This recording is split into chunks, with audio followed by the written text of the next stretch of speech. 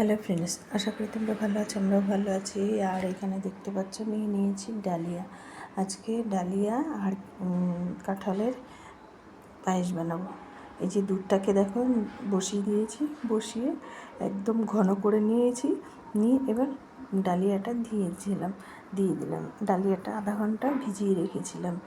আর দেখো ফুটে উঠেছে, আর বেশি কিন্তু ফুটানো যাবে না।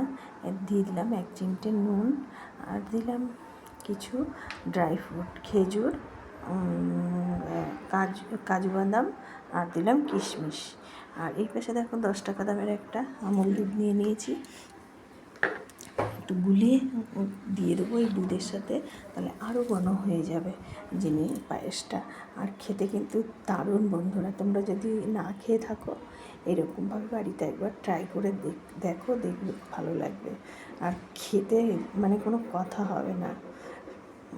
এবার দেখো ঘন ক্ষীরের মতো দেখো হয়ে গেছে একদম। এবার চিনি দিয়ে দিয়েছি, এবার দিয়ে কেটে রেখেছি কাঁঠাল। আমি এখানে 4 কোয়া কাঁঠাল আমি দানা বের করে, শাঁস বের করে কেটে রেখেছি, উপর থেকে দিয়ে দিলাম। দিয়ে এবার বেশ ভালো করে ফুটতে দেবো।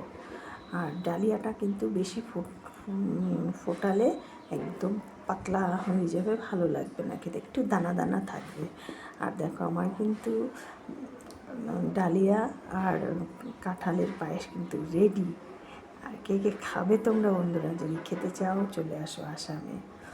আর দেখো হয়ে এসছে, এবার নামানোর আগে 1 চামচ ঘি বা বাটার দিয়ে নামিয়ে নিলেই রেডি ডালিয়া আর কাঁঠালের পায়েস। আর দেরি না করে তোমরাও ঝটপট আমার চ্যানেলটিকে লাইক, শেয়ার, কমেন্ট ও সাবস্ক্রাইব করে দাও।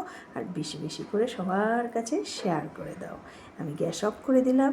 গ্যাস অফ করে দিয়ে দেখো একদম ফাটাফাটি দেখতে, খেতেও যেমন ফাটাফাটি, দেখতেও ফাটাফাটি। তোমরা ঝটপট এইভাবে বানিয়ে ফেলো কাঁঠাল ডালিয়ার পায়েস।